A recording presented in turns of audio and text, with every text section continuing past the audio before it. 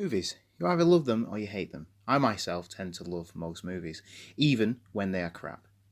A reviewer close to me said that she would never give 0 stars to a movie because there has been time and effort put into that production.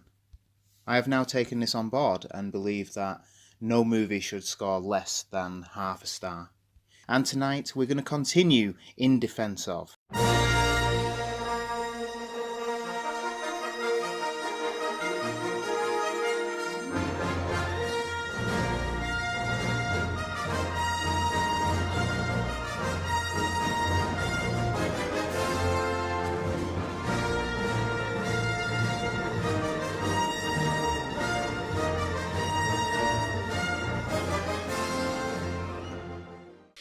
The Last Jedi is the 8th Star Wars film within the Skywalker saga. It was directed by Rian Johnson and stars Mark Hamill, Carrie Fisher, Daisy Ridley, John Boyega, Adam Driver, Oscar Isaac, and Laura Dern. But this movie is divisive in the sense that you either love it or hate it. It is Marmite. It either ruined the character of Luke Skywalker, or it gave the hero one last battle to win before he gave himself to the Force.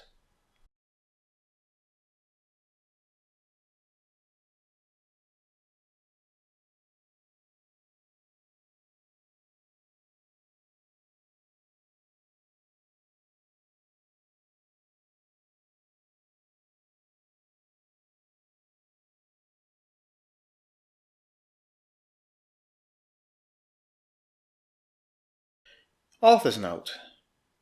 I actually like this film. I find it visually stunning and entertaining. I found it different in tone and style, at the same time as being in keeping with the Star Wars films. I can only fault one thing with it, and that's the Canto Bite section. But even then, I have already made an in defense of surrounding that segment of the film that you can watch here. I will hopefully try and explain why I like this film, and why I believe the complaints are, for the most part, unwarranted. I will mention a lot of instances where I believe personal expectations and headcanon got in the way of an extremely well-made and good film. This is an opinion piece, so be nice in the comments. Or don't, I don't actually care.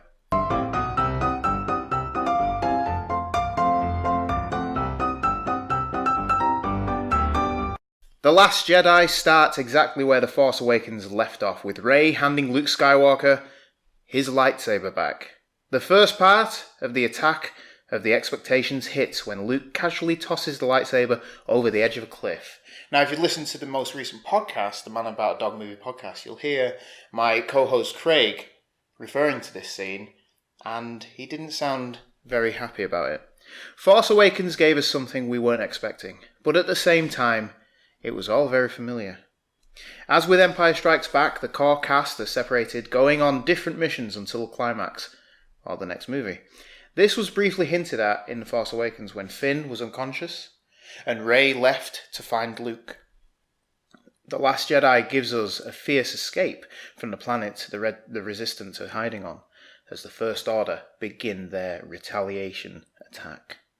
The Resistance escape, and they are safe for a moment, until the First Order are able to track them through hyperspace, and thus a slow-paced attack begins as the First Order pursue the escaping ships.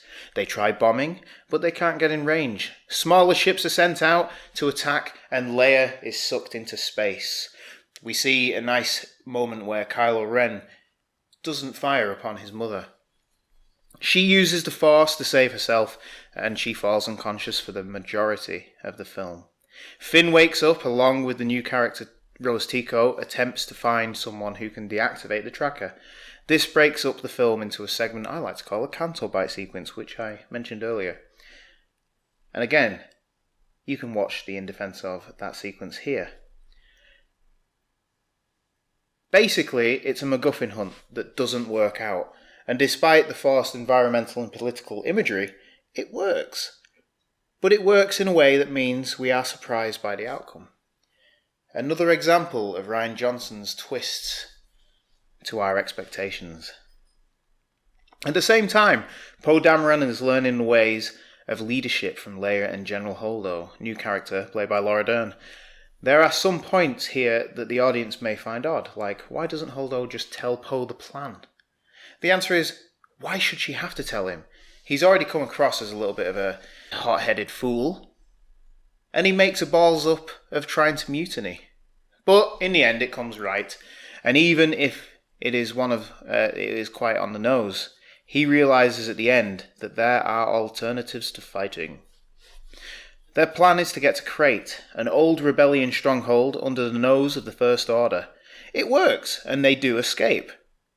At least until the First Order realise that that is what their plan is. They land a battalion of walkers in an epic battle between the Resistance and the First Order that mirrors the Battle of Hoth in Empire Strikes Back. The Resistance are brought to the brink of destruction. The Resistant numbers are reduced significantly in size, effectively taking things back to a small band of rebel fighting the larger oppressive side. But as with all these Star Wars films, there is a glimmer of hope. And what hope is that? Have I missed anything? Ah, yes, Luke Skywalker. Instead of talking about story, I'm going to go into characters, because I think this is where Luke and Rey excel.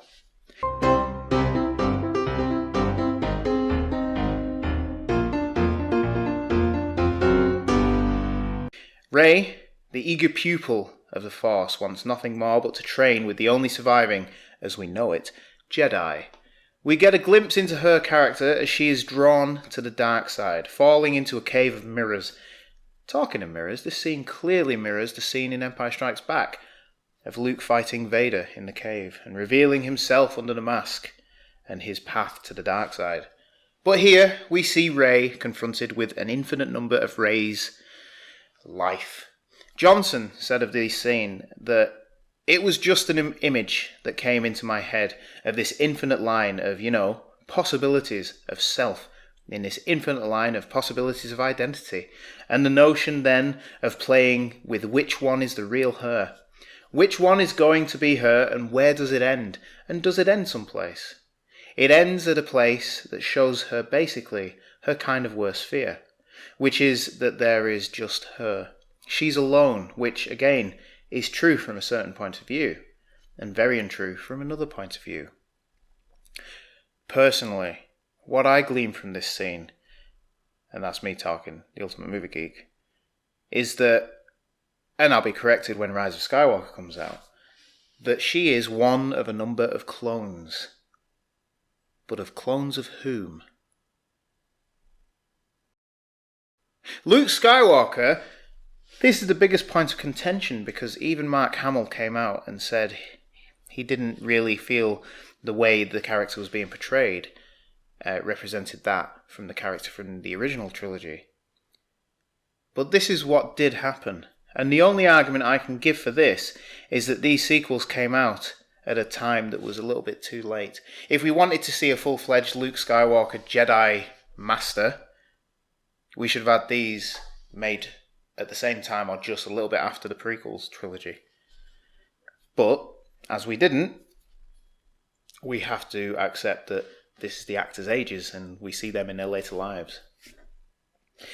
As for why he left and became a recluse and cut himself off from the Force, it is all in keeping with the character. From the lightsaber toss to his rage moment against Kylo Ren at the new Jedi Temple. Luke tosses his lightsaber away during the fight against Vader and the Emperor, and this again is a mirror of that scene in The Last Jedi. The biggest argument against the character of Luke in The Last Jedi is that he goes to kill Ben whilst he is being trained. We see three different interpretations of what happened that night in Ben Solo's hut. And because we get these three different interpretations, it plays on the Star Wars use of points of view. And finally, when we see the real point of view, which is undoubtedly Luke Skywalker's, we see that he had one split second of emotion of losing his family to the dark side once more. That's when he cracks. As Last Jedi is a mirror of earlier films, we can see that this scene mirrors that of the Return of the Jedi.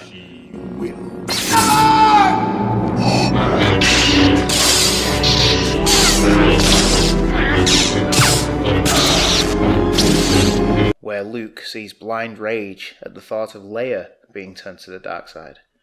The same happened here. Luke saw Ben's turn to the dark side and was manipulated by what he saw, and thus Kylo Ren was born.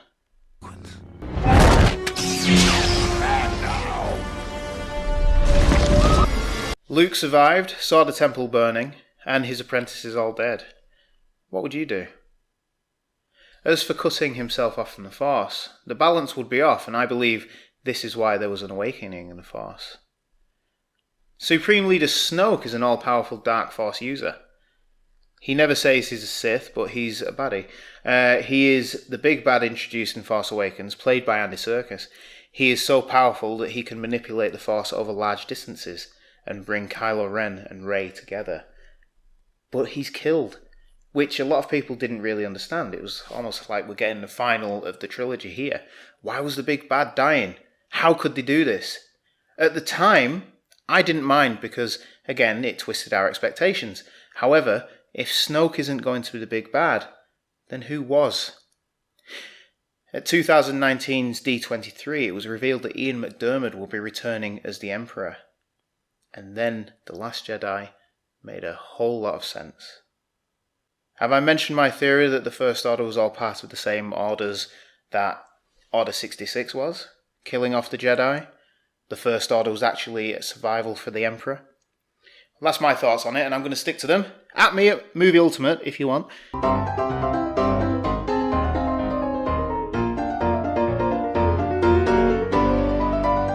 The majority of this film takes place on the fleeing Resistance ships, the First Order Star Destroyers, and Act 2. The finale takes place on Crate, another sandy, salty planet. My podcast co-host, how always, likes to say that this film is more Star Trek than Star Wars. And I do see his point. It is at its heart a sea movie like Star Trek. You have the bigger ships pursuing the smaller ships, picking them off one by one. But in my opinion, this is what makes it a breath of fresh air in the Star Wars canon. Since 2015, we've had a rehashed New Hope superweapon story. We've had the heist movie with Rogue One. We've also had a prequel character story in Solo, which obviously came after this. By setting this straight after Force Awakens, we get to see the fallout from the attack on Starkiller Base and what the destruction of the main Republic planets actually meant. The stakes are so high in this film that we aren't actually clear that the Resistance will survive, and that is partially down to the small number of locations. As I've recently been watching the prequels, it also is extremely nice to see real physical locations. Well, apart from, say, Canto Bight scene that feels like it's a segment from the prequels. Each location stands out, and the other giving them substance and making the galaxy feel larger.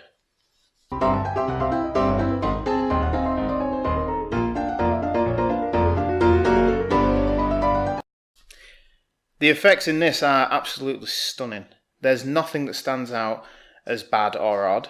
I know people will comment about Leia's Mary Poppins moment, but the way this is played out and shot gives it substance and tells us, the audience, that yes, Leia is fucking strong in the Force.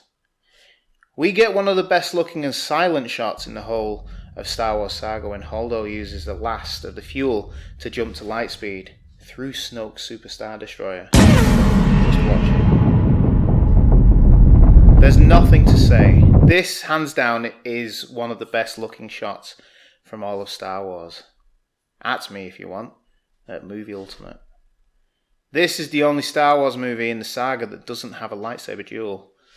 The prequels are filled, the originals have one each, and Force Awakens has two. Last Jedi again twists our expectations as we see Kylo Ren and Rey team up to fight Snoke's Red Guards.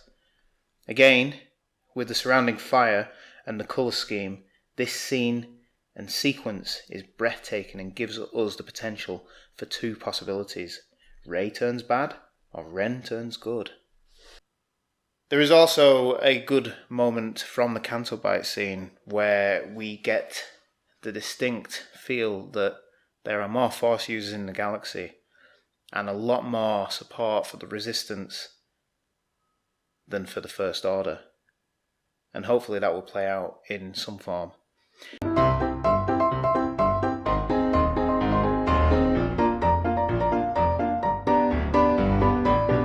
I set out to highlight some of the moments that are great in The Last Jedi, try to defend it against the hate it gets.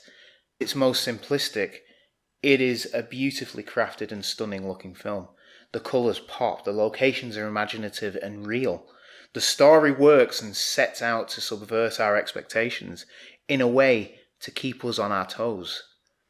It works extremely well, and if you watch it again with this in mind, it is a fantastic follow-up to the cookie-cutter Force Awakens. And I don't say that lightly. At its core, The Last Jedi is a complex story suggesting that not everything is black and white. Not everything can be put into the light or dark. There is a shade of grey within every aspect of the story.